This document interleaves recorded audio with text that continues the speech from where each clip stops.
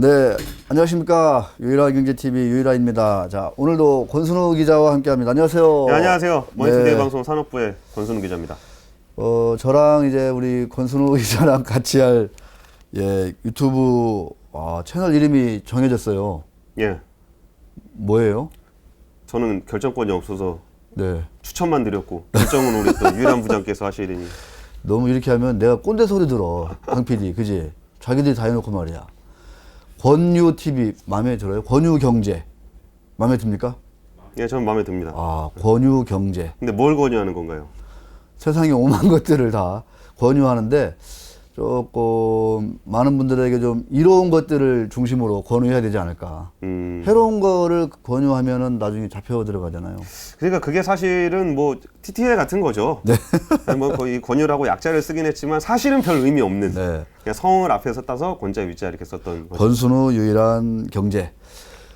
공유 경제가 이제 이 시대의 사실 화두인데 사실은 개인적인 바람은 공유 경제를 능가하는 뭐 권유 경제, 공유, 권유 사실 한 끗 차이예요. 예전에 네. 그 TTL 처음 나왔을 때 TTL 우리 시청자분들은 TTL 다 아실 거예요. 젊은 분들은 잘 모를 수도 있는데 디테일 얘기를 하네요. 그때 TTL이 무슨 의미냐를 따지면 꼰대라 그랬어요. 맞습니다. 그러면 권유 경제가 무슨 의미인지를 아까 권유가 뭘 권유하고 이걸 따지시는 거 보니까 꼰대야 또. 참 시대가 TTL 때는 안 그러셨잖아요. 알겠습니다. 예. 저 그때는 따졌어요. 이게 뭔 뜻이냐고. 그때도. 그거는 뭐 이렇게 조금 멀리서 오셔서 그런 거 아닙니까? 네, 알겠습니다. 시골에서 올라와가지고 이게 뭐냐 뭐 이런. 오늘은 이제 권순우 기자가 아주 야심작을 하나 준비해 왔는데 어떤 내용이에요? 살짝 맛만 보여주시죠. 그러니까 전기차 관련 얘기인데 야. 그 전기차 시장 동향을 파악하기가 생각보다 되게 어려워요. 제가 직관적으로 딱 찍어드릴게요. 왜냐하면은 전기차에 대해서는 말이 너무 많아. 네, 엄청 많아요. 그러니까 뭐 기술도 진짜 기상천외한 기술들이 막 나와. 예를 들면은 테슬라가 9월 25일 날 배터리 데이를 한다고 이게 안내문을 냈어요. 근데 그 뒤에 보면 안내문 뒤편에 희미한 줄이 이렇게 있어요. 그러고서 끝이거든요, 사실은. 근데 그걸 보고서 야, 저 줄은 나노와이어다. 그러면서 나노와이어를 활용한 음극재를 활용한 배터리 성능이 10배로 늘어나는데 그게 이렇게 나온 거야, 그게? 배터리 성능이 10배로 할 수 있는 어떤 회사가 있는데 그게 또 테슬라 바로 옆에 있는데 이걸 하게 되면 비행체가 가능해지는데 옛날에 머스크가 이 정도 배터리 용량이 나오면 자기는 비행기를 띄운다 그랬다. 그러므로 테슬라는 비행기를 만들 것이다. 매수. 그렇게 나왔어요. 요새 세상은 이렇게 돌아가요. 그러니까 말이 많아서. 그래가지고 뭐 LG화학이 뭐 이상하다는 둥, 뭐 피해를 볼 거라는 둥, 막 그런 얘기도 막 나왔어요. 그러니까 그죠, 줄 이렇게 있는 거. 그것 때문에 희미한 줄이 하나 있는데. 그래서 전기차 됐구나. 관련해서도 워낙 말들이 많아요. 그래서 이런 말들의 향연과 실제로 전기차가 출시되는 계획을 살펴보니 아주 우리가 생각해보지 못한 아이러니한 결과가 나오더라. 네. 라는 걸 오늘 한번 준비했습니다. 근데 아이러니인데 왜 웃음이 나오죠? 코믹한 결과는 아닌데 사실은. 예, 코믹한 건 아니죠. 네. 자, EV에 대해서 뭐 댓글도 보니까 여러분 우리 권순우 기자님 수소차 얘기도 많이 들려주세요. 수소차는 다음 시간에. 뭐 많이 해드리겠습니다. 알겠습니다. 예. 저 공부를 많이 할 수 있을 것 같아요. 이 권유경제 하면서 제가 참 똑똑해질 것 같아서 저도 기대가 큽니다. 제가 전기차 얘기 어디 가서 할 데가 없어갖고 되게 목말라 있었는데. 왜 할 데가 없어? 아니 제가 방송 기자잖아요. 방송 기자는 2분짜리 리포트로만 말합니다. 또 그림이 또 그렇게 또 약간 좀 이렇게 CG 위주로 나가니까 전기차가. 그 그림도 그림인데 말할 곳이 없더라고요. 그런 또 재미난 얘기가. 예. 자, 전기차 준비했으니까 예. 대장주 테슬라가 이제 오늘 밤 좀 액면분할 5대1이죠. 한다는 얘기를 잠깐 안 할 수가 없어요. 예. 시의적으로 가야 되니까. 야, 1년 사이에 한 10배 올랐는데, 근데 우리가 보통 액면분할을 하면 좀 거래가 많이 안 되고 그러니까 좀 거래 유동성을 좀 늘리는 보강하는 차원에서 뭐 이렇게 한다 이러는데 지난주 금요일 날 2천만 주가 거래됐어요. 그래서 이 정도면은 뭐 거래량 자체가 절대적으로 부족한 거는 아닐 텐데라는 생각이 들더라고요. 그거는 약간 좀 꼰대 같은 회사들 얘기고 좀 거래가 좀 많이 되는 종목이라고 하더라도 그냥 거래 그 얘기는 되게 원칙적인 얘기잖아요. 그렇죠. 정말 너무 유동성이 안 나오는 주식들. 근데 사실 삼성전자 주식만 하더라도 그 당시에 300만 원, 뭐 250만 원 요구할 때도 거래량은 충분히 많았어요. 그때 뭐 몇십만 주 안 됐어 그때. 아, 그랬나요? 네. 그래가지고 50대 1 해버린 거지. 삼성전자 너무 세게 했는데 그래서 예. 요새 거래가 엄청 잘 되잖아요, 요새. 그쵸. 너무 잘 돼요. 근데 저는 다행이라고 보는 게 뭐. 만약에 진짜 삼성전자가 250만 원이었는데 이런 일이 생겼다. 그러면 동학개미들이 삼성전자 매수하기 조금 머뭇했을 거예요. 당연히 살 수 있어요, 강 PD? 300만 원짜리 삼성전자. 와. 저기는 맨날 애플 산다고 그러고 아니, 별로 이렇게 애국심이 없는 사람인 것 같아요. 저 로빈 후드입니까? 동학개미가 아니고? 아니 진짜 동학개미들은 저랑 권순호 기자한테 고마워야 되는데 사실. 목 놓아 외쳤었죠. 그러니까요. 예. 그런 얘기 나중에 한번 작심 날 잡아서 한번 합시다. 예. 그런 얘기 재밌어 사실. 액면 분할이 어떤 식으로 이루어지고 있었는지 제도적인 얘기도 하고. 예. 예, 좋습니다. 자, 5대1 액면 분할인데 8월 11일 날 이제 결정이 됐어요. 근데 보니까 참 액면 분할이 8월 달 11일 날 했었는데 한 달간 8월 한 달간 56% 올랐대.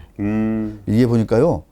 2013년 5월 이후 최고 많이 오른 건데 역대 세 번째 월간 수익률. 와, 그러니까 액면 분할의 목적이 거래량도 많이 좀 유동성을 확보하자. 예. 뭐 이런 것도 있을 텐데 내가 볼 때는 주가를 한번 띄워보자. 약간 이런 좀 노골적인 그런 뜻도 있지 않았나 싶어요. 근데 사실 노골적이라기보다는 네. 그 동네에서는 좀 애플도 그렇고 약간 스탠다드한 게 있잖아요. 아니 주주님들이 거래하기 힘드시다고 하시면 저희 주식이야 쪼개면 되는 거 아닙니까? 네. 저희가 무슨 액면가가 있는 것도 아니고 주식 수가 줄어드는 것도 아니고 이렇게 충분히 주식을 공급해드리겠습니다는 차원에서 일종의 주주 환원 정책의 일환으로도 그거 하고 있는 것 같아요. 그렇죠. 그러니까 뭐 기업 가치가 변하냐 안 변하냐 뭐 이런 걸 따지기 이전에 주주들이 이거 좀 너무 비싸서 접근성이 떨어진다. 예. 그 테슬라는 보니까 투자자들이 더 쉽게 접근하도록 가격을 낮춘다 이렇게도 쓰면 되잖아. 예. 근데 꼭 직원을 넣어놨더라고. 직원들이 더 쉽게 살 수 있도록. 중요하죠. 이런 얘기도 넣어놨어요. 그러니까 월급 물려달라 그러면 회사가 힘들어서 그러면서 회사를 네. 믿고 스스로 주인이 되십시오. 뭐 이런 컨셉이죠. 사장님도 그런 얘기 하지 않습니까? 회사의 주인이 되어라. 맞습니다. 그러니까 직원들이 주인이 되면 얼마나 좋아, 그죠? 공동 운명체잖아요. 그렇죠. 근데 주식은 안 주시고 주인만 데려가시니까. 어느 사장님이 그랬죠? 뭐 저희 사장은 아닙니다. 네. 자, 애플 얘기 우리 권순우 기자가 말씀하셔서 보니까 87년, 2000년, 2005년, 2014년 그 다음에 이번에 이제 2020년 액면 분할 하는 건데 액면 분할을 안 했다 그러면은 지금 주가가 28,000불이래요. 한 3천. 네. 지금 이제 원. 예. 그러니까요. 28,000달러였으니까 사실은 이거 감안하면 얘기가 충분히 된다 이런 얘기죠. 예. 자, 액면 분할 두 회사 거대 빅테크주라고 해야 되나? 이거 둘을 뭐라고 해야 돼? 그냥 빅테크죠, 큰 기술주 두 개가 오늘 밤에 동시에 액면 분할 되는데 권 기자 어떻게 촉이 어때요? 저 액면 분할 전에는 지금 둘 다 엄청 올랐잖아요. 예. 후에는 어떻게 될까요? 그러니까 크게 영향은 없을 것 같은데 근데 이제 장세가 로빈후드나 동학개미 장세라 그러면은 네. 그러니까 그 있잖아요. 주가가 싸다 비싸다를 100만 원짜리 주식은 비싸고 네. 너무 주주분들을 투자자분들을 우습게 봤는지 아니요. 100만 원은 비싸고 5만 원짜리 주식은 싸다 뭐 이런 뭐 그런 건 아니더라도 아무래도 그 접근성이 뛰어나다는 거는 거래를 할 때 부담이 좀 적잖아요. 맞습니다. 띠끌모아 태산이라고 항상 기관들만 이렇게 거대하게 거래를 하는 게 아니라 정말 조막손들도 이렇게 거래를 하다 보면 유동성을 공급하게 되는 거고 그러면은 저는 주가의 그 가격 발견 기능을 높여줄 것 같아요. 네. 그러면 이 기업의 어떤 기업 가치가 올라간다거나 아니면 뭔가 그 기업의 뭔가 그 미래가 좀 밝은 전망들이 나온다라고 했을 때 이 가격 발견이 빨리빨리 된다라는 거는 주가가 위로 갈 때는 또 그 위가 빨리 반영된다는 얘기잖아요. 네네. 그러면은 이게 뭐 주가 측면에서 그 기업이 자신 있고 우리 기업에 대해서 많이 알려주고 싶고 이거에 대해서 평가받고 싶다 그러면은 그걸 좀 더 빠르게 평가받을 수 있는 기회가 된다는 측면에서는 뭐 주가가 움직일 가능성도 충분히 있어 보입니다. 지금 워낙 기대를 많이 받고 있잖아요. 그럼요. 애플 주식수가 171억 주가 되는 거예요. 171억 주. 제가 잘못 봤는지 모르겠지만 그 중에 한 주도 없다는 게 참 안타깝군요. 자, 제 어떤 촉은 두 회사가 동시에 이제 또 운명처럼 또 이제 액분을 하는데 또 같은 날 또 다우지수 종목 3개가 또 변경되는 일이 있어요. 그래서 이런저런 거를 감안했을 때 12년 랠리의 와중에 이런 큰 이벤트들이 있다. 이거는 약간의 하나의 좀 그 새로운 바람이 불만한 그런 좀 자극, 전기는 되지 않겠냐. 저는 약간 좀 주가가 어느 정도 지금 많이 올랐기 때문에 그러니까 전기는 된다, 네. 기름은 안 된다. 그러니까 엑슨모빌이 이번에 다우에서 빠져죠. 예, 그것도 되게 그러니까요. 그 전기를 말씀하신 건 아니겠지만, 네, 그건 아닌데. 예, 그 얘기도 한번 나중에 한번 다뤄봤으면 좋겠어요. 네. 그 어마어마한 회사들이 빠지고 들어오는데, 예, 그것도 사실 역사적인 일인데요. 미국 경제를 들여다보면 그런 것도 있고, 이제 거래가 정말 이제 1초에 수십 번씩, 수백 번씩 거래가 될 거 아니에요. 이 예. 테슬라 같은 주식들 그동안에도 많이 됐었는데, 그러면은 이제 거의 이제 알고리즘이라는 이런 어떤 그 기계적인 매매가 더 이제 기승을 떨 것이다. 이런 것도 좀 있어서. 또 마침 또 9월 달에 그 멤버스 익스체인지라고 예. 어마어마한 또 이 알고리즘 거래소가 또 론칭을 해요. 예. 실제로 론칭을 하는데 이런 것들이 다 맞물려 지금 9월에 8월 말 9월 초에 지금 이벤트가 있거든요. 이런 것들을 제가 이렇게 하나의 그 화두로 던지면서 그 위에 후속적인 이야기나 이런 것들은 다시 또 권순우 기자랑 한번 좀 분석도 해보고 뭐 문제 제기도 해보고 그렇게 하겠습니다. 예. 자. 이게 또 너무 길어지면 또 할 얘기 못하고 또 잘려. 예? 그래서 안 되기 때문에요. 지금도 깁니다. 예. 예, 지금도 길어요. 예. 자, 바로 이어서 EV 전기차 된 얘기를 해보도록 하겠습니다. 저는 근데 잠깐 좀 아까 권 기자 처음 얘기 듣다가 열심히 지금 막 적고 있잖아요. 예. 좀 약간 좀 제 상식과 사실 좀 제가 전기차에 대한 상식이 이렇게 높지는 않지만 말들이 많다. 좀 시끄럽다. 잡음이 많다. 예. 그 얘기는 제가 듣기로는 근데 사실은 그렇지 않다 이렇게 좀 들려요. 그러니까 현란한 기술의 말의 잔치는 많은데 실제로 어떻게 기술이 개발되고 있고 차가 나오고 있는지 이런 것들은 조금 한번 좀 냉정하게 봐야 되지 않냐 이렇게 들리거든요. 어떻습니까? 그렇죠. 냉정하게 한번 보니까 되게 이상하더라. 근데 결론부터 말씀드리면은 네. 그러니까 제가 만약에 이거를 제가 어떻게 제목을 뭐 하면 어떻게 할까 그랬더니 나 어쩌다 2등하면 어떡하지? 뭐 이런 컨셉. 네. 요새 현대차의 입장을 그러니까 얘기하고 있는 거예요. 여기서 나는 현대차죠 당연히. 현대차. 네. 우리나라 기업은 현대차밖에 없으니까. 자, 딱 한 줄 나갑니다. 자, 현대차가 전기차 시장 글로벌 넘버 2가 될 가능성이 어쩌다 보니 매우 높아졌다. 예. 이런 얘기 맞아요? 부득이하게. 부득이하게 네. 넘버 2? 네. 그 테슬라 다음에? 테슬라 다음에. 와, 자, 이 얘기 좀 이따 해보고 이거 강 PD 솔깃하죠? 너무 솔깃. 표정이 확 밝아졌어요. 근데 이 얘기를 진지하게 듣진 않으셨으면 좋겠어요. 왜냐면은 약간 이게 좀 빠져나갈 구멍을 만드는 건데 이게 전기차 말의 향연의 그 뒤편을 취재하는 건 굉장히 어려워요. 그래서 이 말의 뒤편을 취재하는 건 어려우니까 그러면 걔네가 말한 거를 믿으면은 뭔가 혼란스러워요. 그렇죠, 그렇죠. 근데 그 말의 뒤편은 그 자동차 회사의 최고위층의 의사결정이 이루어지고 있는 거니까 네. 확인할 수가 없어요. 아니, 권순우는 좀 최고위층하고 확인할 수 있는 거 아니에요? 그 폭스바겐 최고위층하고? 아.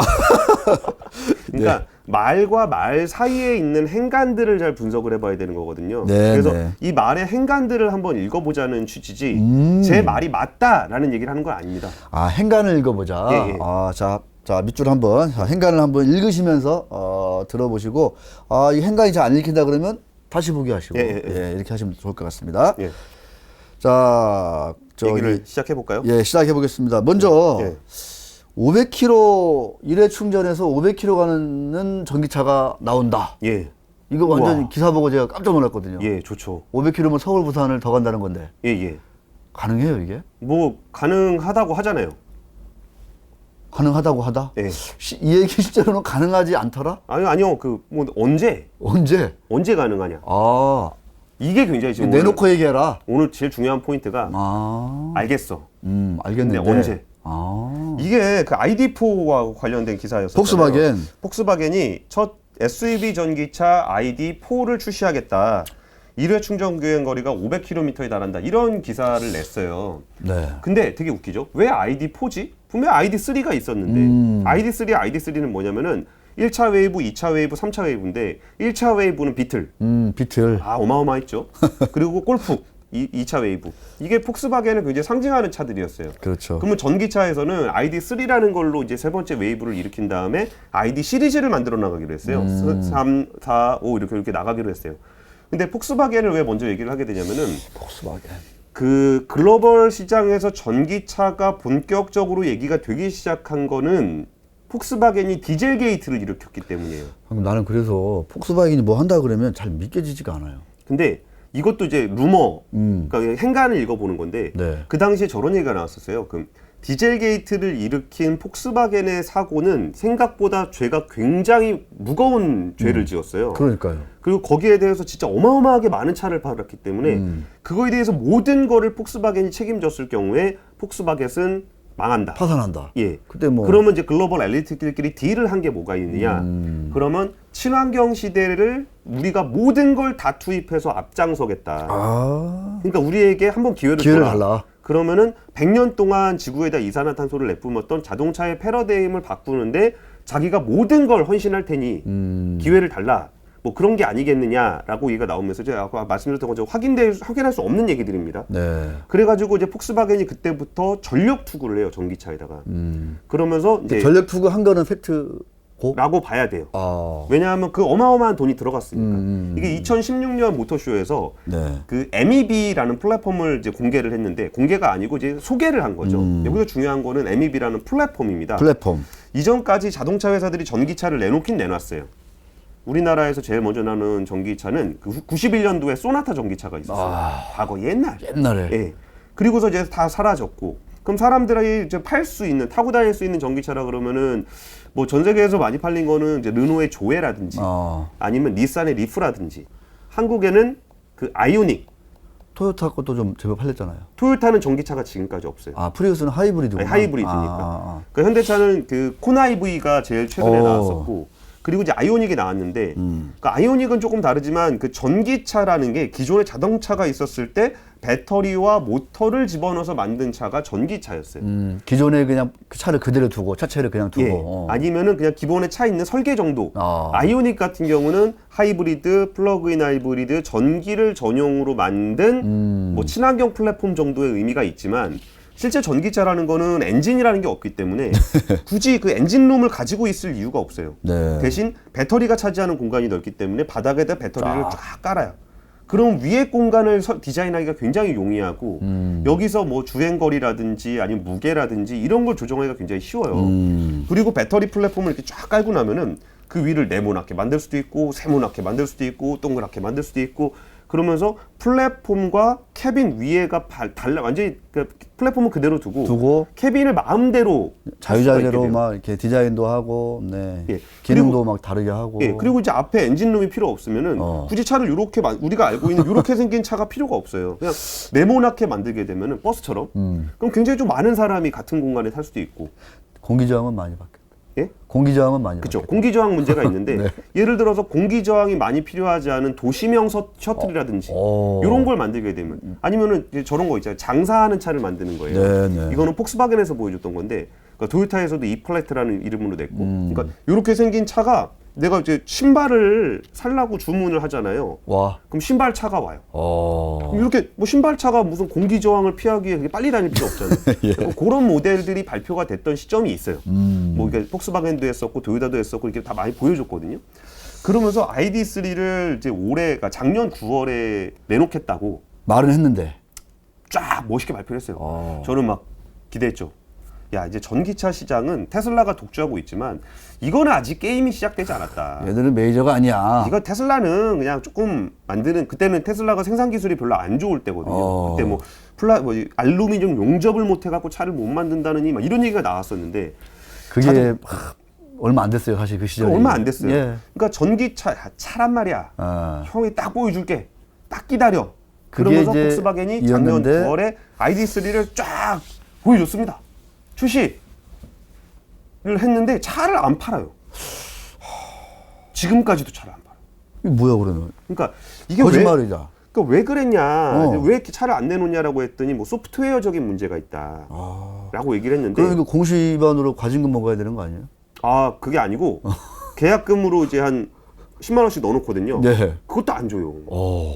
이자도 안 쳐줘요. 희한하네. 그러니까 테슬라도 그랬었어요. 테슬라도 모델 3를 언제까지 내놓는다고 해놓고서 계약금을 받은 다음에 그 계약금으로 차를 만들었어요. 돈이 없어서. 그 정도로 테슬라도 힘들었습니다. 그래서 폭스바겐이 그러고 있으니까 이 차가 소프트웨어가 잘 안 만들어졌다, 한 소프트웨어 엔지니어 한 10,000여 명이 붙어서 소프트웨어 아키텍처를 만들고 있다, 이런 얘기를 하고 있는데, 약간 자율주행 쪽으로 확 가려고 그랬는데 그게 잘 안 됐나 싶기도 한데. 그거랑도 굉장히 잘 찍어주셨습니다. 이렇게 행간을 읽어야 되니까 우리가 지금. 근데 그게 차가 소프트웨어를 기반으로 한 스마트 모빌리티를 만드는 게 생각보다 굉장히 어려워요. 당연히 어렵죠. 그거 쉬운 일이 아니죠. 예. 그게 소프트웨어 기반으로 만든다는 거는 지금의 자동차는 개별 부품들이 시스템화되어 있어요. 그러니까 우리가 브레이크를 밟으면 내가 발을 꽉 밟아가지고 바퀴를 세우는 게 아니잖아요. 예. 발은 이게 신호를 주는, 전기 신호를 주는 거고, 우리가 기어 로브를 뒤로 했을 때 내가 힘으로 변속기를 바꾸는 게 아니잖아요. 딱 뒤로 간다는 전자 신호를 주는 거고, 그러니까 사실 버튼을 누르나 조그를 돌리나 똑같단 말이에요. 그럼 부품이 전장화가 돼 있는 건데, 스마트 모빌리티라는 거는 중앙에 그 모든 부품들을 제어할 수 있는 하나의 아키텍처가 존재해요. 그럼 이게 일종의 컴퓨터로 따지면 CPU 같은 그렇죠. 거죠. 예. 그리고 나머지는 두뇌가 명령을 하는 대로 움직이게 돼요. 근데 자동차는 그걸 한 번도 해본 적이 없고. 근데 이거를 구현한 게 테슬라예요. 테슬라는 구현을 했고. 예. 그러니까 이게 몇 번에 걸쳐서 했는데 뭐 AP1, AP2, AP3 지금 AP3까지 돼 있는데 네. 그러면서 테슬라는 그 모든 장치들을 자기가 전자식으로 컨트롤을 하고 있어요. 그래서 어떤 일이 벌어지냐면은 내일부터 제동거리를 6m 줄일게요. 이런 게 가능해져요. 제동거리. 예. 그러니까 지금 자동차가 브레이크가 좀 제동거리가 너무 길다. 이거는 실제로 상용화된 기술이에요? 이것 때문에 난리가 났었어요. 원래 그러면 안 되죠. 안 되지. 차가 처음에 나왔는데 그러니까 제동거리라는 거는 안전과 밀접한 관련이 있기 때문에 만약에 제동거리를 일정해야지. 그죠. 그리고 만약에 제동거리를 줄인다는 건 브레이크를 좀 더 세게 누른다는 건데 맞아. 그럼 이게 내구성이 괜찮은 건지 아닌지를 자동차 회사들은 다 검증을 했었단 말이에요. 근데 이거를 그냥 오늘부터 업데이트 할게요. 제동거리 6m 줄입니다. 삐삐삐삐 소프트웨어 업데이트. 네. 그래서 줄인 적도 있고 한 번은 저런 적도 있어요. 우리 내일부터 주행거리를 늘립니다. 이렇게. 충전으로, 일회 충전으로. 네, 그러니까 주행거리. 주행거리, 자동차 일회 충전 주행거리는 굉장히 중요한 스펙이잖아요. 아주 중요하죠. 근데 그때가 이제 제가 알기로 허리케인이 왔나 그럴 거예요. 허리케인이 와서 도망가야 되는데. 더 많이 가라. 여기 배터리 충전이, 주행거리 짧으면 안 된다. 그러니까, 그래요? 그러면은 내일부터 더 갈 수 있게 해드릴게요. 야. 좀 이상한 거예요. 이상하네. 예, 그리고 이제 배터리라는 거는 0에서 100까지 다 쓰면 안 돼요. 수명이 줄어들어요. 그렇지. 그래서 예를 들어서 10에서 90까지만 쓴다. 20에서 80까지만 쓴다. 이렇게 쓰는데 갑자기 좀 뭐 허리케인 와서 뭐 무서우실 텐데 늘려드릴게요. 예. 그러면 이게 내구성은 괜찮을까? 라는 문제들이 생기는 거거든요. 그렇죠. 근데 테슬라는 어쨌든 이거의 어떤 장단점을 떠나서 그걸 했다. 자동차 전체를 시스템이 컨트롤할 수가 있어요. 전 세계에 팔린 차를. 아니 그 차 안에. 차 안에. 예. 그러니까 예를 들어 CPU가 하나 있으면 키보드도 컨트롤하고 모니터도 그렇죠, 컨트롤하고 마우스 다 컨트롤하잖아요.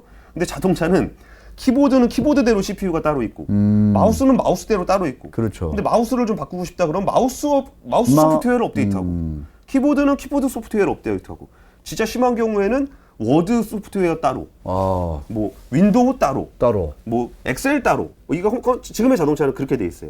그래서 소프트웨어 아키텍처를 만든다는 게 굉장히 어려운 건데 어쨌든 ID3가 지금까지 안 나온 걸로 봐서는 분명히 그리고 얘기가 나온 건 소프트웨어 문제가 있다라고 얘기를 하고 있거든요. 그래서 스마트 모빌리티를 만드는 부분에 대해서 미흡했다라는 평가가 나오고 있어요. 어쨌든 거기서 ID3가 지금 안 나왔습니다. 그런 상황에서 갑자기 ID4를 발표를 하면서 저희가 미국에다가는 안 내놓을 거고요. ID3는요. ID4를 내놓을 거예요. 그리고 이제 뭐 이번 7월부터 판매를 할 건데 한 7월? 말은 그렇게 했어요. 말은. 근데 한 10월쯤 되면은 차가 나오지 않을까요? 라고 얘기를 한 거예요. 나오지 않을까? 그러니까 나온다고 말은 했는데 사실 뭐 ID3가 이미 그렇게 됐었으니까 1년 넘게 지연이 됐으니까 이것도 사실 말을 못 믿게 되는 겁니다. 양치기 소년처럼 그럴 수도 있겠다 이런 말씀이시죠. 그러면서 말로는 2022년까지 수백만 대의 전기차를 내놓고 27개 차종을 내놓겠다라고 해서 되게 멋있게 말은 해요. 근데 차가 한 대도 안 나와 있는 거예요. 한꺼번에 내놓으려고 그러나 아니면 뭐가 잘 안 되는 건가? 그러니까 여기서 그러니까 말의 향연이라고 아까 말씀드렸잖아요. 네. 몇 년도까지 몇 개 차종을 만들어서 몇 대를 팔아서 글로벌 점유율 몇 %를 차지하겠다. 우리는 어떤 플랫폼을 가지고 어떤 스펙을 가지고 하겠다. 말은 많아요. 그러니까 저도 이런 기사를 접하다 보니까 폭스바겐이 뭔가 진짜 디젤 게이트의 그 참 큰 교훈을 삼아서 엄청난 전기차 개발을 하고 있고 그래서 우리나라 밖에서 큰 시장에서는 좀 열심히 팔고 있구나라고 저는 이제 아는 거죠. 우리나라 시장이 작으니까 안 아직 들어왔나 안 들어왔나 보구나. 이렇게 지금 전 알고 있는데 강 PD도 그렇게 알고 있는 거 아니에요? 별로 관심이 없구나. 네, 폭스바겐 전기차. 오로지 현대차만 관심이 많아요. 우리 강 PD. 하여튼. 네. 어쨌든 그래서 폭스바겐은 이런 상황이에요. 제일 그 글로벌 OEM 중에 진짜 형 많은 테슬라를 밟아줄 줄 알았어. 아, 그게 1순위가 폭스바겐이었다는 정말 거죠. 그 테슬라 기세 등등하게 막 머스크 막 얘기하고 그러면은 야 자동차 그게 무슨 차냐 그랬을 때 진짜 폭스바겐이 야 형이 말이야 차는 이렇게 만드는 걸 보여줄게. 그리고 폭스바겐이 사실 작정하고 팔기 시작하면 그 전 세계의 그 어마어마한 판매망 여기서 쫙 팔아 제끼면서 야 차는 이렇게 만들어서 이렇게 파는 거야 라는 걸 딱 보여줄 줄 알았는데 그러니까 이 폭스바겐은 사실 이제 그 역사로 올라가면 이제 제국주의 시대 때 그 참 국민차 아니겠습니까? 예, 예. 그때 독일 경제를 그냥 발딱 이렇게 세웠던 그런 이제 철학과 정신의 산물이지 뭔가 이런 좀 전기차 스마트하지 않아요? 스마트하지. 이러다가 결국은 또 투아렉 디젤 뭐 이런 것만 열심히 또 막 우리나라는 또 그런 것만 광고하겠잖아 보니까 지금. 그러니까 이번에 또 이제 아우디가 이트론이라고 하죠. 폭스바겐이랑 아우디는 같은 계열이니까. 아우디 이트론은 광고도 많이 봤어요. 와 아우디 이트론 멋있게 진짜 아우디 진짜로 전기차 내놨습니다. 그랬는데 주행 거리가 코나보다 짧고. 그러니까 내장은 굉장히 멋있어요. 디자인도 멋있고. 그렇게 짧아요, 근데 주행 거리가? 짧아요. 그러니까 이 차는 차 껍데기와 실내 디자인과 이런 거는 아우디인데. 그래도 아우디인데. 모양새는 끝내줘. 근데 전기차가 갖춰야 될 부분들이 너무나 미흡한 거예요. 그리고 그 돈을 내고서 그러니까요. 그 파워트레인이 사실 그 자동차 회사들의 핵심 기술인데 그 파워트레인이 아니잖아요. 지금 내연기관이 아니잖아요. 그러니까요. 그러면 그 돈을 내고 그걸 사야 돼? 라고 해서 개망신을 당했던 게 아우디 이전에 다임러 벤츠. 벤츠가 또 EQC라는 전기차를 멋있게 딱 내놨습니다. GLC 기반으로. 네. 그랬을 때 그게 GLC 기반이구나. 네, 네. 그 얘기를 하다가 물어보니까 몇 번 봤어 이거. 그 벤츠에다 물어봤어요. 아우디는 좀 어떨 것 같냐. 그러니까 좀 우리는 실패했지만 이트론이 좀 잘해서 전기차도 좀 다양한 세그먼트로 나눠지면서 자기네 같은 좀 럭셔리한 그 전기차 시장도 만들어지면 EQC도 좀 팔리지 않겠냐. 근데 럭셔리라는 게 왜 럭셔리였냐? 사실 다임러가 갖고 있는 폭스바겐이 갖고 있던 100년 전통의 엔진이 갖고 있는 헤리티지 이게 있었거든요. 근데 그거 없이 차 껍데기만 내놨을 때 저게 무슨 전기차냐. 그리고 그 차를 좀 뜯어본 엔지니어들한테 얘기를 들어보니까 그 배터리를 잘 이렇게 컨트롤할 수 있는 장치가 잘 안 돼 있다 보니까 막 철판을 막 덕지덕지 붙이고 안전하게 해야 되니까 그러다 보니까 차체는 무거워지고 주행 거리는 안 나오고 실내 공간은 좁고 이런 허접한 결과가 나왔다는 거예요. 지금 1회 충전할 때 그래도 한 300, 400은 나와야 되는 거 아니에요? 지금 약간 지금은 최소한 400km 이상은 좀 나가줘야 이게 좀 전기차로서 유의미하다라는 얘기를 하고 있습니다. 그래가지고 폭스바겐이 ID4를 내놓을 건데 제발 좀 내놨으면 좋겠습니다. 왜냐하면은 지금 테슬라가 독주하고 있는 이 시장에 대해서 저는 좋아하지 않아요. 저는 테슬라를 별로 좋아하지 않아요. 그러니까 테슬라의 기술이 얼마나 위대하고 그 플랫폼이 얼마나 기술적으로 뛰어난지에 대해서는 진짜 많이 공부했거든요. 그리고 정말 뛰어난 것도 맞고 미래지향적인 것도 맞아요. 근데 제가 좀 걱정하는 거는 그 자동차 생태계 안에 있는 일자리 문제라든지 이런 것 때문에 테슬라를 별로 좋아하지 않는 거거든요. 그렇기 때문에 테슬라를 보면서라도 빨리 따라가서 좀 경쟁 구조가 좀 생태계가 만들어졌으면 좋겠다. 그리고 좀 더 많은 차들이 내연기관에서 친환경으로 옮겨서 기후변화라든지 이런 좀 대응을 했으면 좋겠다는 뜻을 갖고 있어요. 그래서 빨리 좀 보여줬으면 좋겠는데 안 나왔어요. 경쟁 모델이 좀 빨리 나왔으면 좋겠는데 아직은 말만 많다. 뭐 이런 얘기인데. 그러면 이제 토요타 다음. 폭스바겐 다음은 토요타.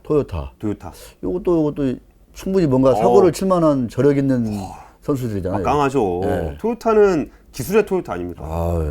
토요타는 전 세계를 다 통틀어서 배터리 중에 꿈의 배터리라고 불리는 전고체 배터리 관련 특허를 세상에서 제일 많이 갖고 있는 기업이에요. 야, 드디어 나온다 이제 전고체 배터리. 친환경차 분야에서는 하이브리드를 포함한 친환경차 분야에서는 전 세계에서 압도적인 1위를 차지하고 있던 데가 토요타였어요. 하이브리드 포함했을 때. 그러니까요. 그 당시에 2018년도 기준으로 토요타가 전 세계에서 125만 대의 친환경차를 판매해서 1등을 했어요. 2등이 현대차. 몇 대? 25만 대. 125만 대 25만. 친환경에 대해서는 정말 내로라는 데가 토요타입니다. 하이브리드 끝내줬잖아요. 지금도 뭐 엄청나고. 지금도 하이브리드 기술은 전 세계에서 압도적으로 1등이죠. 그리고 TNGA라고 여기 모듈형 그 자동차를 모듈 형식으로 만들어서 품질과 생산성을 높임으로써 마진율이 굉장히 높고 네. 차가 잔고장이 없고 정말 그 단단하게 만들어 놓은 차가 토요타죠. 그래갖고 토요타가 원래 전기를 안 하려고 했었어요. 그 여기 전기 리튬이온 배터리 안 돼. 수소를 하든가 아니면 아예 수소를 하든가 좀 더 기다렸다 전고체를 하거나 요 정도 돼야 차지. 야, 그 리튬이온 가지고 무슨 차를 만드냐. 그러다가 그 토요타 디젤 게이트가 터지고 분위기가 전기차로 확 몰아가고 테슬라가 쫙 올라오고 하면서 토요타도 이제 압박을 받은 거죠. 그래서 토요타가 이제 그러면 알았어. 내가 진짜 차다운 차를 만들려고 했는데 네. 굳이 원한다고 하면 한번 우리가 좀 짜잘하게 중간 기술로 한번 만들어 줄게. 그래가지고 ETNGA라는 플랫폼을 공개를 해요. 그러면서 2020년까지 일단 6개의 전기차 라인업을 공개하기로 했습니다. 2020년 지금이 8월 이제 9월 다 됐잖아요. 그러니까요. 근데 차가 없어요. 아직도 없잖아요. 없죠. 지금 제가 좀 외신 다 찾아보고 했는데 없어. 그 디자인 특허를 6월 달에 냈다라는 기사 정도 나오고 소식이 없습니다. 왜 그럴까 다들? 그러니까 이 시장이 약간 그러니까 테슬라한테 그냥 이 시장은 일단 좀 네가 먹어라 이렇게 좀 가는 건가? 그러니까 전기차라는 거를 과거 자동차 회사들은 그냥 배터리 넣고 모터 넣고 하면은 차는 똑같으니까 이걸 만들 수 있을 거라고 생각을 했던 것 같아요. 근데 막상 시도를 해봤을 때 이게 두 가지 문제가 걸리는 건데 하나는 배터리를 기반으로 한 그 에너지 플랫폼을 만드는 게 하나 있고 그리고 이 모든 거를 컨트롤할 수 있는 스마트 모빌리티 플랫폼을 만드는 게 있어요. 근데 테슬라가 무려 17년 된 회사예요. 생각보다 굉장히 오래된 회사예요. 그러면서 트라이 앤 에러 계속 해보고 안 되면 바꾸고 해보고 안 되면 바꾸고 이러면서 자기만의 어떤 플랫폼을 만들어 왔던 거거든요. 근데 자동차 회사들이 뭐 나중에 한번 따로 설명드릴 기회가 있을지 모르겠지만 기존에 자기들이 자동차를 만들었던 방식, 경쟁력, 서플라이 체인 이런 거를 다 뒤집어 엎어야 되는 수도 있겠다는 위기감을 겪고 있어요. 그러니까 막상 해보니까 잘 안 되는 거예요. 그리고 기존에 이제 기득권을 가진 회사들은 테슬라처럼 이렇게 100% 환골탈퇴하기가 어렵죠. 사실은 어렵죠. 예. 그리고 이제 기존에 가지고 있던 내연기관 기반도 있고, 그럼요. 회사 내의 그 알력과 뭐 여기서 돈도 못 버는 애들 어디 전기차 만든다 그러냐, 쟤 좀 짜그러져 있어라, 막 이런 그 사내 정치 싸움까지 해서 정말 취재하다 보면 그 뒷얘기들이 굉장히 많아요. 이해관계가 엇갈리는데 그 임직원들이 다 그게 또 다 자기 숟가락, 밥그릇 다 연관된 문제일 거고. 하여튼 뭐 그런 얘기까지 가면 너무 좀. 네, 그 얘기는 제가 나중에 한번 따로. 그러면서 얘기고. 이해관계가 어떻게 부딪히는지 자동차 판매부터 해서 주유소, 정유회사, 정부, 규제당 뭐 난리가 납니다. 그리고 여기서 또 그러면 독일 안 됐고, 일본 안 됐고, 우리 미국이 있어요, 미국. 우리 저 재무씨. 재무씨. 네. GM. 미국의 100년 전통의 넘버원 브랜드 GM이죠. GM은 정말 대단한 회사입니다. 전 세계 최초의 양산형 전기차는 GM이 만든 EV1 1996년에 나왔어요. 이건 진짜 전 세계에서 최초로 양산을 했던 회사예요. 그리고 아까 말씀드렸던 그 아까 배터리를 밑으로 쭉 깔아가지고 하는 그 플랫폼, 이게 딱 보면 생긴 게 그렇게 있잖아요. 이렇게 판때기가 있고 바퀴가 이렇게 달렸잖아요. 이게 스케이트보드 플랫폼이라고 하거든요. 네. 이거를 GM이 처음에 선보였던 게 2002년이에요. 요렇게 플랫폼을 만들고 위에다가 얹는 그 컨셉을 보여줬던 게 GM은 2002년에 보여줬습니다. 그러면서 선구자네, 이게.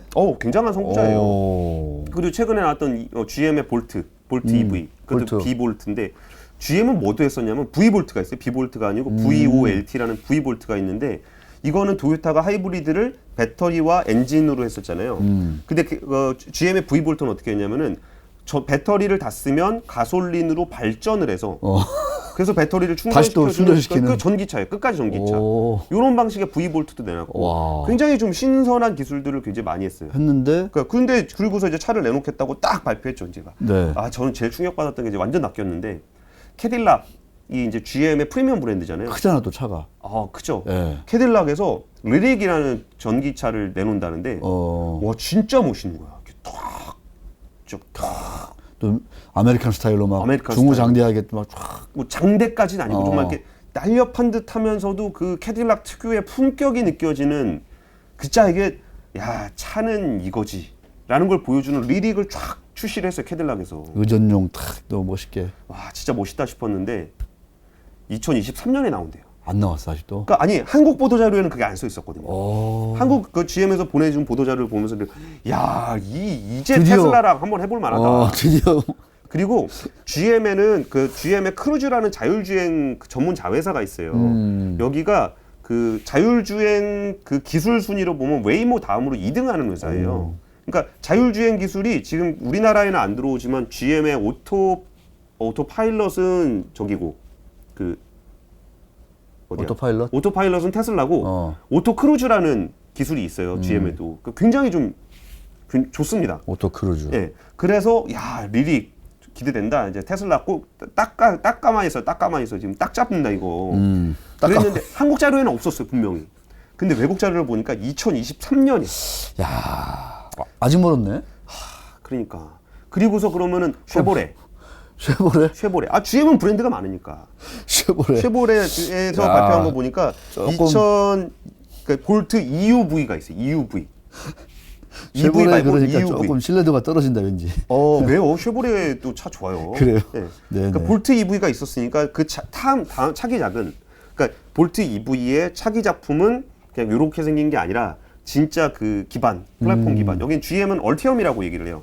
얼티엄 플랫폼이라 그래가지고 쫙 깔아가지고 거기다 올리는 방식인데 얼티엄 플랫폼의 배터리는 LG화학이 만들어요. 그래서 GM과 LG화학이 합작사를 만들어서 얼티엄이란 플랫폼을 만드는데 여기도 보통 일회 충전 주행 거리가 400마일 이상이니까 1.6을 곱하면 어마어마하네요. 한 560km 정도 나는 그 얼티엄 플랫폼이에요. 여기서 또 EUV라는 걸 만든다 그래갖고 원래 최고급 모델은 좀 늦게 나오더라도 일단 쉐비부터 해서 좀 나올 수 있지 않겠느냐. 중가 모델로 해서. 근데 보니까 이거 언제예요 이거? 2022년이네. 아이고. 그리고 험머. 와 탱크. 트럭. 그건 안 된다 그랬거든. 그러니까 대형 SUV 큰 거는 그건 수소로 가야지. 수소로 가야 된다. 전기 안 된다. 그래도 GM이 우리는 할 수 있다. 보여줄게. GM 험머 딱 해서 내놓는다고 했습니다. 언제? 5월 달에 공개를 했는데 한 2021년 가을 정도면 조립을 시작하지 않겠느냐. 그러면 2022년 뭐 초 상반기나 이르면 그냥 뭐 나와봐야 나오는 거 아니겠느냐. 이제 이런. 야, 그러면 벌써 대략 글로벌하게 보니까 한 2년 정도의 공백이 있네요, 보니까. 뭔가 전기차가 나올 때까지. 아니 이게 발표한 시점을 기준으로 보면 그러면 뭐 훨씬 더 지금부터 2년을 얘기하는 거지만 그렇죠. 이 전에부터 하면은 거의 16년에 MEB를 한다 그랬으니까 그러면 6년 7년의 공백이 생기는 거예요. 그리고서 이제 우리의 히어로. 자 이제 드디어 어쩌다 보니 2등 할 수 있다. 야 우리 강상우 눈이 커지고 있어요. 야 그러면 진짜 우리의 현대차는 2등 할 만한 뭐 준비가 돼 있어? 어때요 좀? 그러니까 그게 진짜 궁금하잖아. 다 비슷비슷하게 발표 시점에 대충 다 같이 발표를 했어요. 그러면서 현대차는 어떤 발표를 했었냐면은 프랑크푸르트 모터쇼에서 그 포니 같이 생긴 차를 하나 내놨어요. 그러니까 우리 현대차가 역사가 짧다 보니까 헤리티지가 없다. 그리고 우리의 헤리티지를 어디서 찾아올까 하다 보니까 그 디자이너들 하는 얘기예요. 맞아요. 포니라는 어떤 헤리티지가 있어갖고 이렇게 미래지향적인 모습으로 해서 오늘 바로 올리기로 했구나. 그림 보여주면 멋있는데 포니 같이 생긴 요 미래지향적인 플랫폼 만들었어요. 몇 번 많이 나왔어요. 많이 그거. 보신 분들 보셨을 거예요. 그리고서 나중에 요거를 전기차로 하겠다. 그리고 디자인을 먼저 보여줬어요. 이런 류의 전기차를 만들겠다.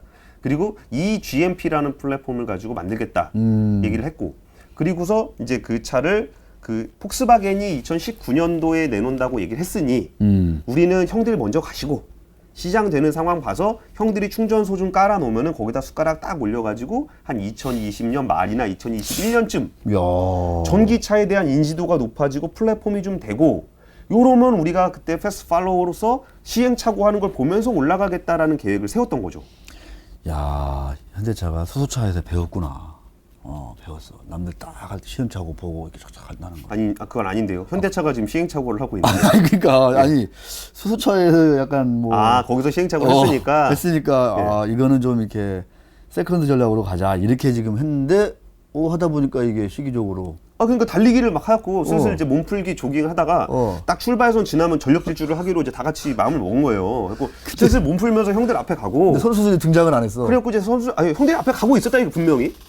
가는 거 봤다고 분명히. 봤어? 형들이 언제 뭐 한다고 다 얘기했어요. 예. 그리고 이제 슬슬 몸 풀면서 형들 가서 형들이 바람을 막아주면 그 뒤로 싹 붙어가지고 다다다 같이 뛰어가겠다.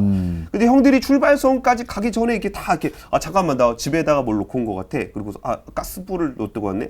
핸드폰 좀 챙겨갖고 그러면서 갑자기 출발선을 안 가는 거예요. 야.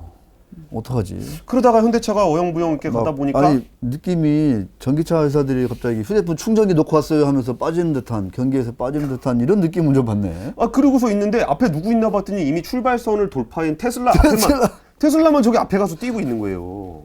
이미 한참 반환점 돌았고. 그러니까 나머지는 그냥 출발선까지 가지도 않고 그냥 다 뒤로 빠져버리니까. 그리고 현대차는 지금 계획을 발표한 걸 보면 그러니까 그러니까 일단은 차 발표, 차 뭐 발표한다 이거 사실 이제 더 이상 안 중요하다는 얘기를 좀 알겠잖아요. 그러니까요. 내놓고 얘기하라고. 근데 지금 뭐 SK 이노베이션 쪽에서 IR을 하는 걸 보니까 배터리를 20년 말까지 납품하겠다라는 얘기를 일단 배터리를 밀어 넣겠다는 거고.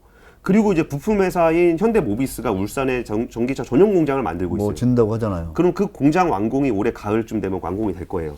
그러면 현대차 입장에서 자동차를 판매할 계획이 없는데 부품회사 자기네 계열사인 모비스한테 야 공장 다 만들어 놓고 딱 기다려 할 수 없잖아요. 소비자들한테는 그럴 수 있어요. 계약금 넣고 딱 기다려요. 하면 소비자들은 좀 기다려 주거든요. 근데 만약에 SK 이노베이션에서 배터리 다 만들어 놨는데 딱 기다려 하면 안 된다고요. 이것도 소송감이지 또 이거. 그러니까 일단 가져가세요. 뭐 이럴 수도 있잖아요. 당연하죠. 모비스는 사실 또 정몽구 회장이 지분을 제일 많이 가지고 있는 회사인데 가장 큰 어른 회사인데 거기가. 네. 근데 거기서 공장 다 지어놨는데 한 1년만 기다려요. 1년만 놀아요. 이럴 수가 없어요. 이런 상황을 보게 되면 내년 초에는 아까 그 애니 플랫폼이라고 불리는 아이오닉 5 요건 나올 수밖에 없다. 그리고 왜 그때 발표한 거 보니까 5년인가 24년인가 왜 뭐 글로벌 넘버 1 되겠다. 뭐 이런 얘기도 했었잖아요. 그러니까 그게 어떤 컨셉이냐면은 테슬라는 사실 논외였어요. 그러니까 글로벌 자동차 회사들이 차를 내놓기 시작하면 테슬라는 프리미엄 전기차 모델 S 정도의 시장에 소수 시장을 점유하고 매스 자동차, 그러니까 대중적인 자동차 시장은 폭스바겐, 토요타, 토요타 좀 늦었으니까 폭스바겐 다음에 현대차 정도이지 않겠느냐라고 생각해서 우리가 글로벌 2등을 하겠습니다라고 현대차가 발표를 한 거예요. 근데 갑자기 앞에 있던 형이 뒤로 빠지고 그 뒤 별로 논외라고 생각했더니 앞으로 쭉 나가고 하면서 보니까 내가 이러다가 잘하면이 아니고 부득이하게 2등은 하는 건데 2등은 하는 거죠. 예. 근데 사실은 1등도 황 PD 어때요? 2025년 1등 한번 자막 한번 칠까? 어때요? 좀 말의 항해이잖아. 어차피 지금 우리가 지금. 근데 가슴이 두근거려가지고 이가 1등 한다 소리는 잘 못하더라고. 그리고서 못해 아직은. 그리고 또 하나가 기아차가 화성에 공장이 있어요. 근데 현대모비스가 이번엔 평택에다 공장을 만들어서 내년 한 가을 정도부터 가동을 하는 공장을 만들고 있어요. 엊그제 나왔죠. 이재명 지사하고 이렇게 악수하고 이거 코로나 악수는 안 하구나. 이거 마스크 쓰고 이거 했잖아요. 그럼 그 공장이 평택에서 화성까지 13km 거리 공장이거든요. 근데 원래 또 기아차는 현대차 다음으로 또 하잖아요. 그러면은 현대차가 가고 기아차가 갔을 때 모비스의 충주, 울산, 평택 요 3대 축이 만들어지거든요. 이렇게 세팅을 다 해놓고서 차를 안 만든다. 이건 좀 생각하기 어렵지 않나. 그래서 예고한 대로 제때 2021년 초에 차가 나와서 그리고 또 중요한 거 중에 하나가 이전에 전기차 만들어졌던 거 자동차 회사들 그 차를 안 팔았어요. 그러니까 적극적으로 안 팔았어요. 왜냐하면은 적자야 팔면. 이게 기존에 있는 자동차에다 배터리를 올리다 보니까 수지가 안 맞았어요. 근데 플랫폼 기반으로 하게 되면 모듈화를 하기 때문에 원가가 확 떨어지거든요. 그러면 진짜 수익을 내면서 차를 팔 수 있기 때문에 정말 말 그대로 대량 생산, 대량 판매를 있는 역량껏 할 수 있는 상황이 돼요. 그러면 이제 거기서부터 찍어내기 시작했을 때 생각보다 빨리 따라갈 수 있거든요. 테슬라는 진짜 어디 하나 진출할 때마다 그 판매망을 넓히는데 고생을 하고 있는데 현대차는 그냥 있는 망에서 쫙 팔면 돼요. 되니까. 그러면 생각보다 빠르게 따라갈 수 있다는 거죠. 그래가지고 이제 엊그제 그 외국인 대상 IR를 하는 자료에 현대차가 이제 그 그림을 이렇게 그려놨는데 9종의 전기차를 새롭게 내놓겠다고 발표를 했어요. 2022년까지. 그럼 일단 내년에는 그 기아차 모델이 하나 나올 거고 CV라는 모델이 하나 나올 거고 N이라는 게 하나 나올 거고요. 그리고서는 이제 그 경영 크로스오버 유틸리티. 그러니까 크로스오버 유틸리티는 뭐라 그러냐? SUV도 아니고 세단도 아니고 그 중간 정도 되는 건데 조금 작은 거. 크로스오버. 네. 그런 것도 하나 있고 A형은 그 베뉴 정도 사이즈. 네. 코나보다 좀 작은 거. 요것도 나오고. 그다음에 코나의 진짜 코나 사이즈의 안전 전기차. 이것도 나오고. 또 제네시스 브랜드 있잖아요. 제네시스 브랜드는 세단 하나, SUV 하나가 2022년 안에 나올 거예요. 그렇게 해서 9종의 차가 나온다는 건데. 고급차도 나오는구나. 네, 그리고 이제 좀 큰 거는 스타렉스 후속. 그러니까 벤이죠, 벤. 벤을 또 전기차로 해서 내놓는다는 게 9종을 2022년까지 내놓는다는 거예요. 야. 그러면 그 현대차도 뻥일 수도 있겠죠. 네. 야, 그 9인승, 10인승까지 전기차로 달리면은 거의 뭐 버스인데 사실 어떻게 보면 그잖아요. 그렇죠. 좀 전기 버스도 있긴 있으니까 물론 주행거리에 한계가 있긴 있지만 그래서 이 부분이 그러니까 진짜 현대차한테 대단한 거 기대하는 게 아니잖아요, 우리가. 네. 뭐 그럼 우리가 보통 이렇게 현대차라 그러면은 뭐 진짜 세계 최고는 아니지만 그냥 최고의 버금가는 정도의 레벨에서 조금 떨어지지만 따박따박 가격 대비 성능 괜찮고 요 정도가 사실 우리가 현대차에 기대하는 거잖아요. 전기차 시장에서도 사실 그런 기대가 된 거예요. 이제 진짜 하다 보니까 폭스바겐이나 도요타는 여기 정도까지는 안 되겠지만 따박따박 하다 보면은 한 그 정도는 할 수 있지 않겠냐라고 기대를 하면서 그 이제 이런 일을 시작을 했던 건데 그때 저런 얘기가 있어요. 문재인 대통령이 얘기한 것도 있고 정의선 수석이 얘기한 것도 있는데 내연기관에서는 100년 전통 자동차 회사들에 비해 늦게 시작했기 때문에 한계가 있었지만 이게 전기차 기반은 모든 차들이 동등하기 때문에 여기서는 먼저 뛰어가려면 우리가 굉장히 선두권으로 갈 수 있다라는 얘기를 했는데 실제로 그런 일이 벌어질 수도 있겠다라는 기대를 하게 되는 거죠. 그러니까 다른 데들은 말한 건 다 똑같지만 실제 그 시점이 다가오고 있을 때 폭스바겐은 데드라인을 넘겼고 GM은 데드라인을 뒤로 밀었고 그리고 도요타는 안 내놓고 있고 근데 현대차가 지금 데드라인을 지키기 위해 준비되는 모습들을 보면은 저 데드라인을 어겼을 경우에 협력회사라든지 이런 부분에서 생기는 그 부담을 감안하면 충분히 출발선에서 출발은 할 수 있겠거니 그리고 출발을 한다는 것만으로도 테슬라에 이어 2위가 부득이하게 될 수도 있다라는 그런 시나리오를 말씀드리고 싶은 거예요. 야, 뭐 결론까지 말씀해 주셔가지고 근데 그런 얘기가 제가 이제 열심히 지금 적기도 하고 많이 지금 막 공부하면서 들었는데 아주 참 재미있기도 하고 어떻게 보면 약간 허탈하기도 하고 그랬는데 그 사실은 이제 말씀하셨듯이 저는 이제 벤츠 EQC를 보면서 그 내연기관에 특화된 세계 최고의 그 차잖아요. 그 브랜드인데 왠지 EQC를 보는 순간 어울리지가 않아. 달리고 있는데 약간 가벼워 보이고 벤츠가 왜 저렇지? 약간 이런 식의 느낌을 받아가지고 벤츠의 전기차는 잘 안 될 수도 있겠구나라는 느낌을 제가 강하게 받았거든요. 근데 이제 우리 권 기자 얘기했지만 토요타 그 어마어마한 토요타, 폭스바겐 그죠? 세계에서 제일 캐딜락 캐딜락 그 휘발유차 보세요. 진짜 막 엄청나잖아요. 뭐 총알도 안 들어간다는데. 근데 그거하고 지금 이제 새롭게 열리는 이 전기차, 미래의 전기차 기술, 산업, 시장은 또 완전히 또 이제 느낌이 다르다. 그렇죠.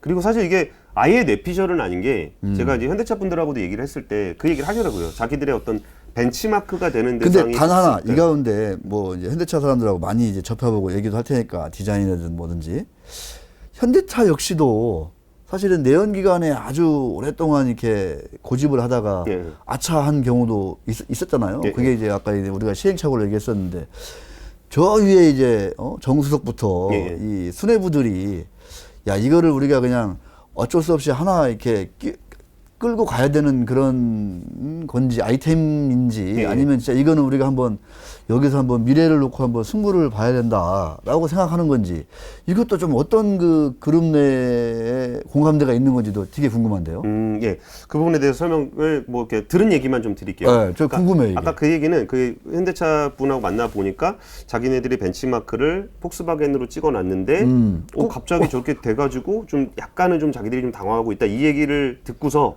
그 얘기가 어떤 맥락에서 나왔을까를 취재하면서 오늘 얘기를 구성을 한 거고요. 오늘 말씀 주신 그 부분에 대해서 오히려 그거는 제가 현대차뿐만이 아니라 다른 부품사들이나 이런 데들을 만났을 때라도 공통적으로 느꼈던 게 뭐냐면은 오히려 오너 최상층부는 가야 되겠다는 의지를 굉장히 강력하게 표명을 해요. 있는데. 예. 근데 그 밑에서 잘 안 따라오는데 그 밑에서 잘 안 따라온다는 거를 그 밑에 사람들이 의지가 없고 뭐 철학이 없고 이렇게 보시면 안 되고요. 그렇지. 그러니까 위에 분들은 이제 쉽게 얘기를 해요. 이렇게 야 미래차에 빨리 올인해라. 근데 몇 대 팔았어? 이런 일이 생기는 거예요. 그렇지. 그 팔리기는 내연기관이 훨씬 많이 팔리는데 와 우리가 스마트 모빌리티가 중요하고 우린 달라져야 되고 야 근데 그게 확실해? 뭐, 트라이 앤 에러는 없어요.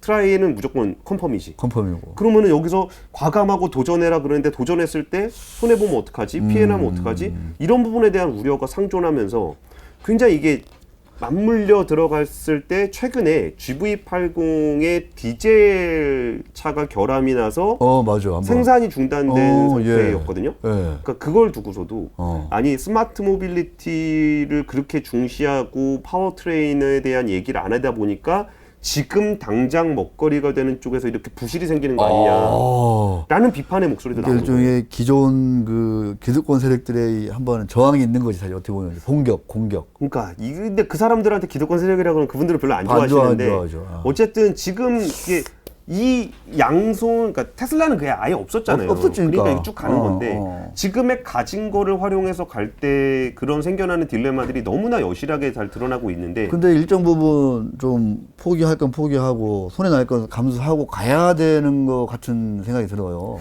그러니까 이게 양다리 작전으로 갔다가 잘 안 될 것 같아요. 그러니까 잘 될 때는 캐시카우를 가진 상태에서 미래에다 투자를 하는 회사에 대해서 밸류에이션을 높게 줘요.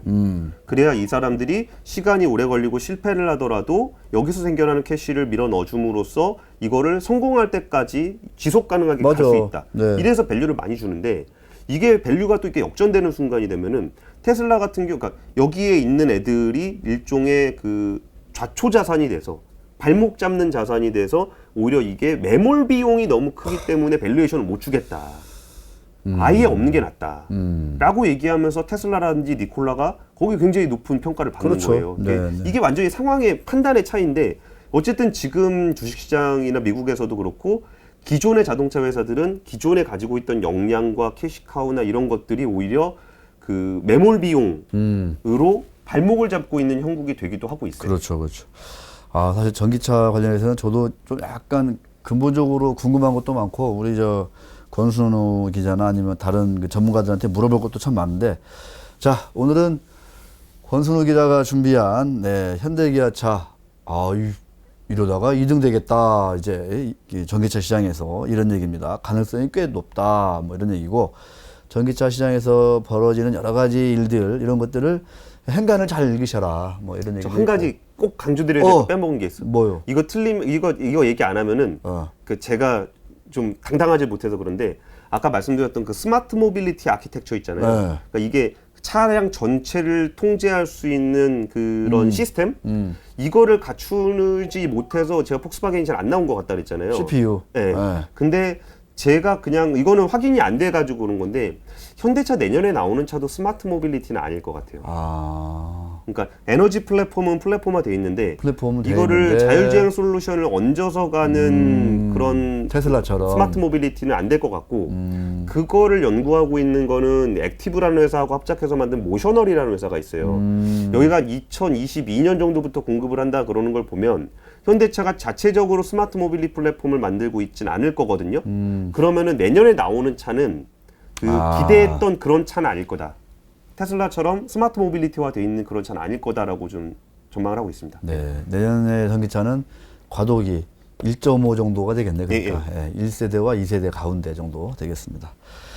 자, 저랑 권순우 기자는 이제 유일한 경제 TV 발칙한 경제를 이제 넘어서서 시즌 2로 권유 경제로 이렇게 가기 위해서 지금 준비를 열심히 하고 있습니다. 자, 많은 시청 바라겠고요. 자, 오늘 전기차 전 세계 전기차 시장과 그 와중에 현대차 마지막으로 그냥 이 여쭤보면서 마무리 짓고 싶어요. 그래서 권순우 기자의 그 자동차 시장 탑픽은 뭐예요? 2개 정도 꼽아주시면. 우리나라의 자동차 산업 현대차밖에 없죠. 그러니까 글로벌하게는 테슬라 하나, 현대차 하나 이렇게? 그러니까 테슬라는 괜찮아요. 테슬라는 그 기술이라든지 서비스 서플라이 해자가 굉장히 깊어요. 질문이 너무 속이 뻔하다. 네. 두 개를 꼽아달라고 그래가지고. 테슬라는 뭐 이제 그 주가를 현재로서 주가를 설명할 수 없을지언정. 그렇죠. 앞으로 진행됐을 때 거기서 이 해자가 특별히 변할 것 같지 않아요. 근데 오히려 현대차가 내년에 전기차로 뭔가를 좀 보여주면은 기존의 그 매몰 자산으로 평가됐었던 그 자동차 회사의 있잖아요. 그냥 있는 자동차 그렇죠. 회사. 이런 부분에 대해서 인정을 조금 더 받게 된다면 지금보다는 충분히 더 높게 평가받을 수 있을 것 같아요. 알겠습니다. 여전히 벤츠나 이런 그 토요타가 막 기존의 S클래스 뭐 하이브리드 열심히 이제 만드는 게 왜냐하면 아까우니까 너무 네. 그게 이제 현대차한테는 정말 일종의 또 행운이 될 수도 있다. 그런 느낌도 많이 들고 왜냐하면 제가 쭉 지켜본 바에 의하면 현대차 지배주주분들이 되게 운이 또 사신당이 또 좋으신 분들이에요. 그쵸? 네, 사실 운짱이라고 해도 과언이 아닐 정도로 자 비즈니스에서 운도 얼마나 중요합니까 사실. 예. 자 오늘 권순우 기자와 함께한 유일한 길의 TV 거의 마지막 시간이 되지 않을까 싶기도 한데 자 여기서 마치도록 하겠습니다. 고맙습니다. 고맙습니다. 네, 수고하셨습니다.